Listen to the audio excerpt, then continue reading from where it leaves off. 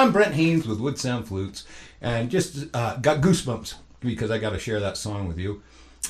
It's a song I'm working on, doing Somewhere Over the Rainbow, the way Izzy sung it on the ukulele. I love the song. I love all the parts of it, but I haven't figured it all out yet. You know, like the part where it goes, and I hear babies cry, I watch them grow, they'll learn much more than we will know. I love that part of the song, and I can't wait to play it. Look at this, these crazy goosebumps on me. So one of the things about this song that makes me so enthusiastic about it is the fingering. It's got some hard fingering in it that you really got to get timed with your mouth right and with your fingers right and your breath pressure, and you get all those things together, and it's really cool sounding. If you don't, then it sounds terrible. And so it almost feels like spell. I know that's a bit much to say, but I was thinking about this book I read. Oh gosh, what's the name of it? Theft of Swords. Theft of Swords? Something like that. Anyways, Adrian and Royce. Yeah, it's a sci-fi fantasy, and it was just hilarious. But in there, they talk about the magic of this world is done with the fingers, and if you don't have hands, then you can't do it. And when I was playing this song, right here is where I get feeling this.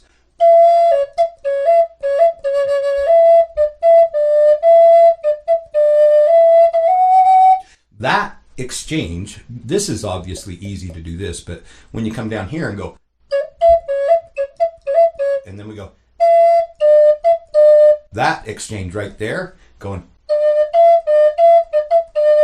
is just so much fun. So play with that and try it. I'm writing this music in tablature for you so that we can put it on our free tab page and you can enjoy it. But anyway, it might be a little bit of time before we get it out, hopefully by the next newsletter. The flute in my hands has already been sold. This flute is going up to Cedar Mountain Drums up in Portland.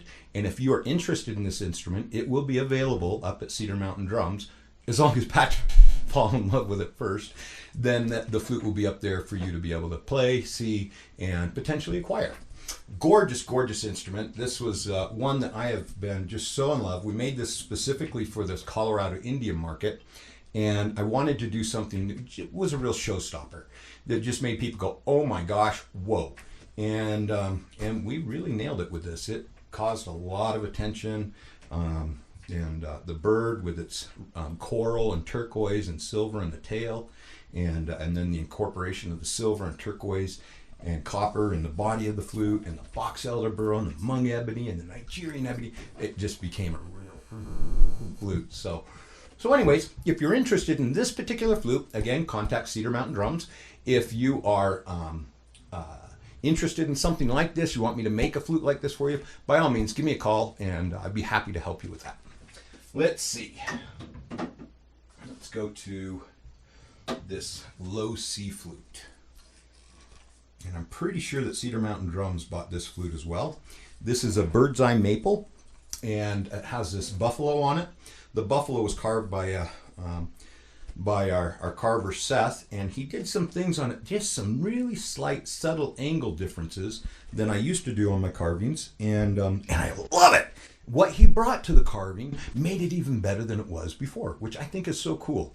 I really love to incorporate the people that work with me, Seth and Ty and Josh, who've been with me for several years now, and I like incorporating their ideas, their thoughts into what we bring out to the market, because they got some great ideas. These guys are really, really quality flute makers.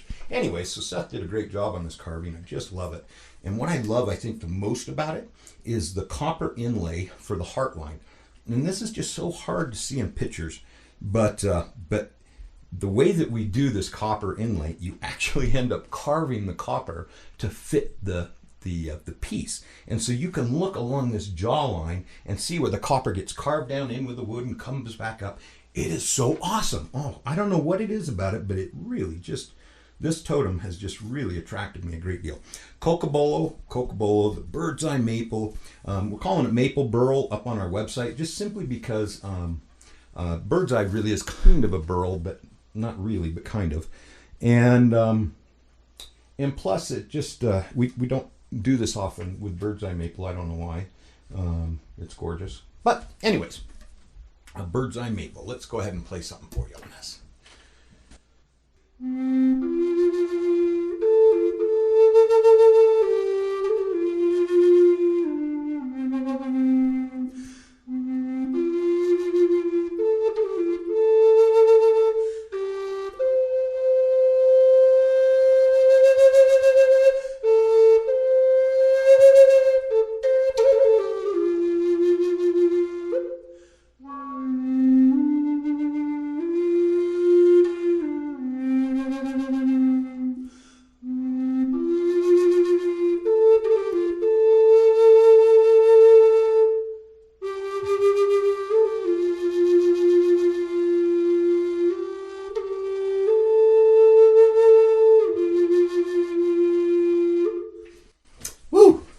Beautiful flute. Got great tonality, has a beautiful, a little bit of gravel in the voice that is going to sound awesome in the reverb. I know it's just going to be amazing. Just a gorgeous, gorgeous instrument. I want to keep playing it. Okay, what else do we have to show you here?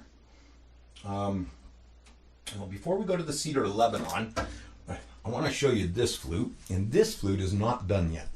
This flute is part of a double flute. It's made out of cocos wood.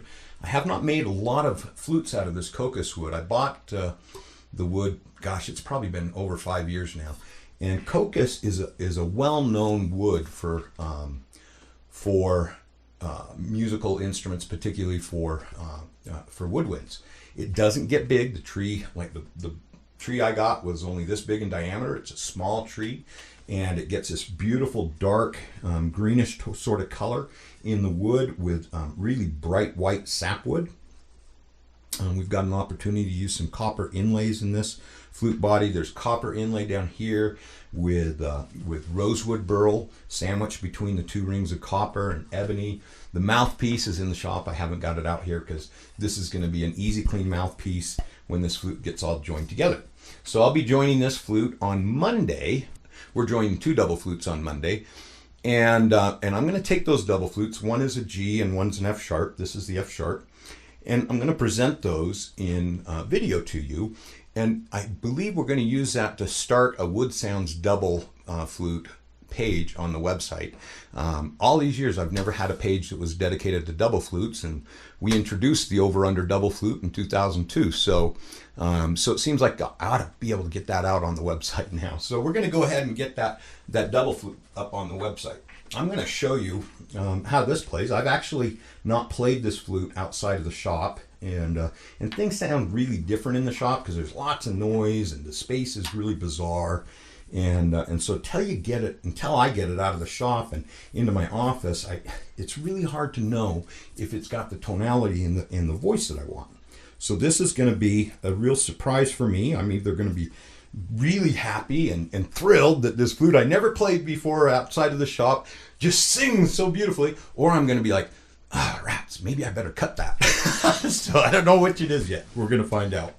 This is in the key of F sharp. Again, it's just a single because we don't have the double attached. And this is going to be the top flute of this double because I love this copper inlay here. And I love the white on it. It's just really gorgeous.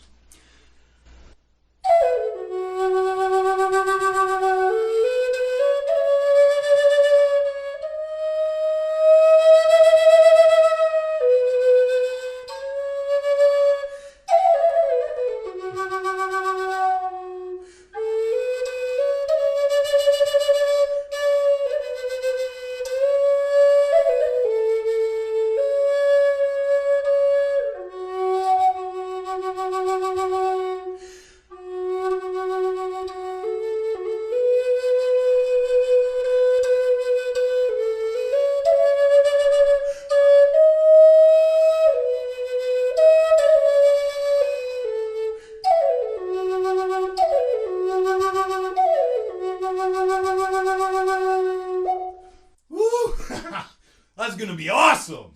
I cannot wait. So the totem I put on it, by the way, is the spare totem for the Thunderbird flute, and it is really, really gorgeous. This was a Ty Allison design. We've got silver running in between the the coral and the turquoise. And then the turquoise is divided into 4 sections with silver between them all, and to make this diamond.